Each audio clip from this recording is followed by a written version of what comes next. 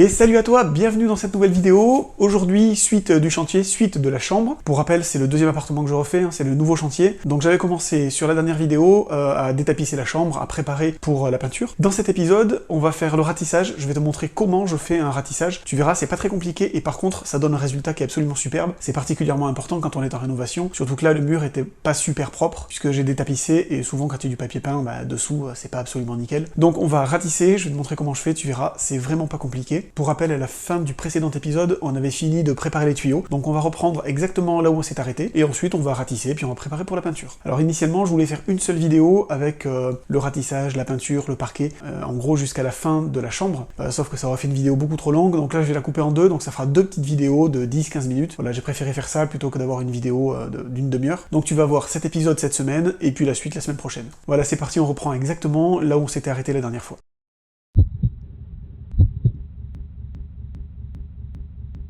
Bon voilà, comme tu viens de le voir, je viens de refixer tous les tuyaux. En fait, la fixation était super vieille, et les espèces de petits caoutchoucs comme ça qui servent à faire la protection isophonique, ils étaient complètement durcis, ils étaient foutus, ils étaient très très vieux. Du coup, quand le chauffage se mettait en marche, j'entendais des claquements dans les tuyaux. Avec la dilatation, c'était super désagréable. Donc j'ai changé tout ça, j'en ai mis des neufs, donc normalement je devrais être tranquille. Là, on va attaquer le ratissage. Bon, c'est une petite pièce, ça devrait aller relativement vite. Si tu sais pas comment on fait ratissage, j'ai fait une vidéo sur le sujet, je te la mets quelque part dans un coin. Donc je fais ça au rouleau, voilà, donc c'est un rouleau comme ça. Rouleau à peinture classique, c'est un rouleau premier prix, c'est pas du tout un rouleau spécifique pour l'enduit, mais ça marche aussi bien, voilà, en fait ça vaut 2 €, un rouleau spécial enduit ça doit en valoir 15 ou 20, et ça fait le même job, sauf que on charge un petit peu moins, donc il faut le tremper un peu plus souvent. Finalement, voilà, c'est pas très très grave. Donc je trempe mon rouleau dans l'enduit, ensuite j'applique l'enduit sur le mur, et je passe un coup de lame Parfait Lisse, et puis voilà, c'est tout simple, et le résultat est nickel. À côté de mon seau d'enduit, je prépare toujours un seau d'eau propre. À chaque fois que j'utilise la lame, je passe un coup d'éponge dessus, comme ça elle est toujours propre. Allez, c'est parti, on y va.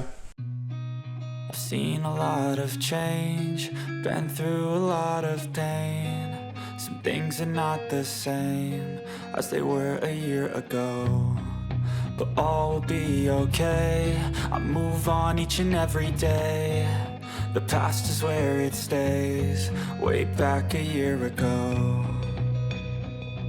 I've changed for the better this time. I thought I would never be fine. I strive just to say I'm alright, and for the first time in a long time I'm alright. I've seen a lot of change, been through a lot of pain. Some things are not the same as they were a year ago, but all will be okay. I move on each and every day. The past is where it stays, way back a year ago.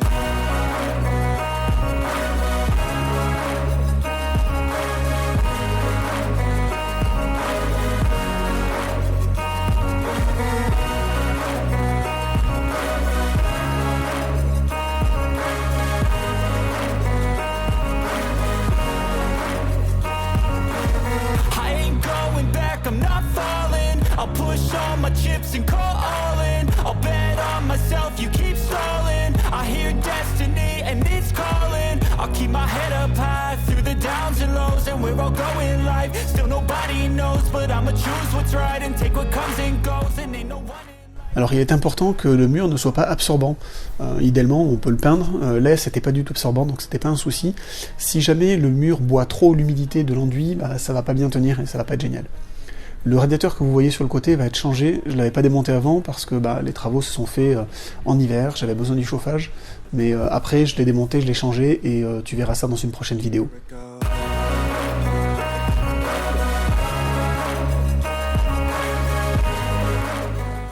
Alors maintenant on passe à la seconde couche. Comme je le disais avant, idéalement il faudrait croiser les passes. On fait une passe horizontale, une passe verticale, ou une passe verticale, une passe horizontale. Mais bon, franchement, avec la lame Parfait Lisse, c'est déjà tellement bien que, par fainéantise, je l'ai pas fait, et le résultat est quand même top. Mais si on veut être vraiment rigoureux, on fait une passe dans un sens et une passe dans l'autre.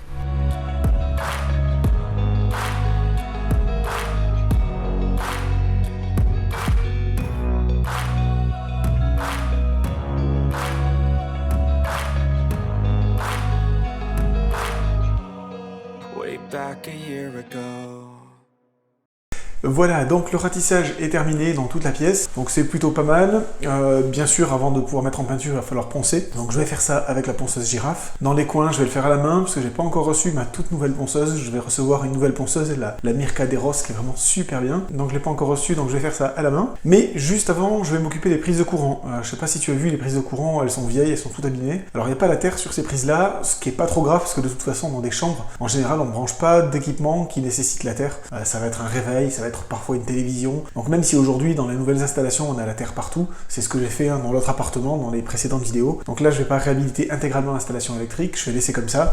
Les fils sont en bon état donc je vais les laisser. Par contre je vais faire deux petites choses. Déjà je vais changer les appareillages, donc toutes les prises de courant et tous les interrupteurs, ils sont super moches donc je vais les virer. Je vais mettre du Schneider électrique, c'est la gamme Audace, je trouve qu'ils ont un super bon rapport qualité-prix. C'est pas du tout sponsorisé, hein. Je les ai payés vraiment le prix normal. Il n'y a pas eu de cadeau ou de sponsor de la part de Schneider. Donc changement des prises et des inters. Par contre, j'ai remarqué qu'il y avait du froid qui passait au niveau d'une prise de courant. Le mur qui est derrière moi donne sur l'extérieur. Donc à mon avis, l'isolant doit être gratté, ou enfin on va regarder ça ensemble. Donc je vais également démonter la prise et je vais voir s'il faut changer le boîtier d'encastrement ou pas. Donc derrière c'est du placo, il y a un boîtier d'encastrement, par contre les prises, ça se faisait beaucoup à une certaine époque, sont fixées avec des griffes, c'est-à-dire qu'il y a deux griffes métalliques qui viennent se coincer comme ça dans le boîtier d'encastrement. Aujourd'hui ça se fait plus parce que ça a tendance à s'enlever avec le temps, la prise a tendance à se défaire, donc on fait plus comme ça aujourd'hui, on met des fixations par vis, c'est beaucoup plus stable et beaucoup plus robuste. Donc s'il faut changer les boîtiers d'encastrement, on va le faire. Si jamais on peut remettre des fixations par vis, on va le faire, donc on va regarder ensemble. Allez, c'est parti. Bon, bien sûr, on a coupé le courant avant.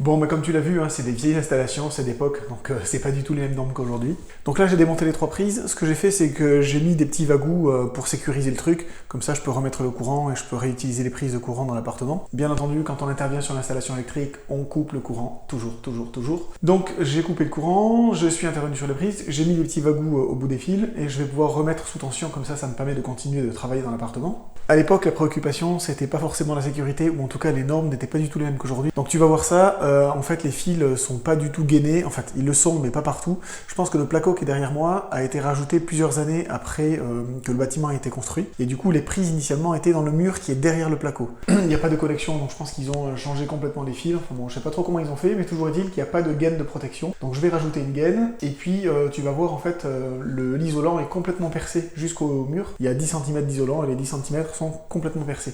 Ce qui fait que ça fait un méga pont thermique. Quand on met la main, on sent le froid qui passe. Donc ça, bien sûr, on laisse pas comme ça. Donc déjà, je vais mettre des boîtiers d'encastrement étanches à l'air. Donc ça sera déjà un petit peu moins pire. Et surtout, je vais réisoler derrière le boîtier d'encastrement avec de la mousse polyuréthane. Voilà. Donc il faut bien sûr que la mousse polyuréthane ne rentre pas en contact directement avec les fils. Donc on va les gainer. Et puis ensuite, voilà, un petit coup de mousse. Je mets mon boîtier d'encastrement. Et là, du coup, il devrait plus y avoir de pont thermique. Allez, je tourne la caméra, je te montre ça. Voilà comment ça se présente. Tu vois, au fond, il y avait un boîtier d'encastrement. Et les fils sortent.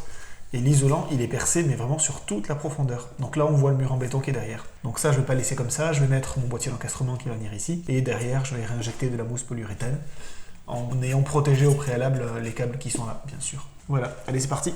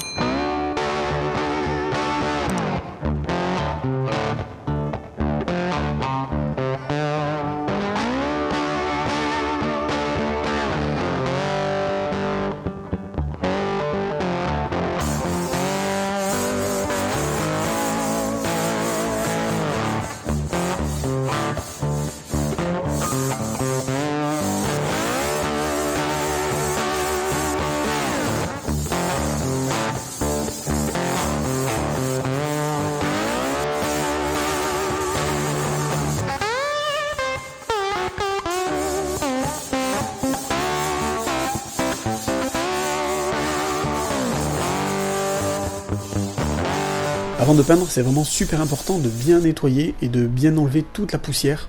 Alors moi ce que je fais, c'est que je passe un coup de balai ou un coup de chiffon, et ensuite je prends un chiffon que j'humidifie, il faut bien l'essorer, il ne faut pas qu'il soit détrempé, et puis ensuite j'enlève toute la poussière, donc je frotte, je l'entoure autour d'un balai par exemple, et puis j'enlève toute la poussière. Ce qui est important, c'est bien surtout d'enlever toute la poussière, sinon la peinture n'adhérera pas, ou alors elle n'adhérera pas correctement, et on aura quelque chose qui ne sera pas durable, quelque chose qui ne sera pas de bonne qualité. Et voilà, cette courte vidéo est maintenant terminée, tout est prêt pour être peint. Alors tu verras, la semaine prochaine, pour la peinture, il y aura un petit souci, même un gros souci, mais bon, je t'en dis pas plus, tu verras comment, quel était ce souci déjà, et puis tu verras surtout comment on fait pour pallier à ce problème-là. Si cette vidéo t'a plu, mets plein de petits pouces, n'oublie pas également de t'abonner à la chaîne, l'abonnement, ça paraît rien comme ça, mais c'est super important, c'est ça qui donne de la visibilité à la chaîne. Aujourd'hui, nous sommes 13 500 sur la chaîne, et c'est vraiment génial, je suis vraiment super heureux. Donc n'hésite pas à t'abonner pour faire grandir encore plus cette chaîne. Moi je te dis à bientôt, à une prochaine vidéo, et n'oublie pas, il n'y a pas d'échec, il n'y a que des apprentissages. Allez, ciao.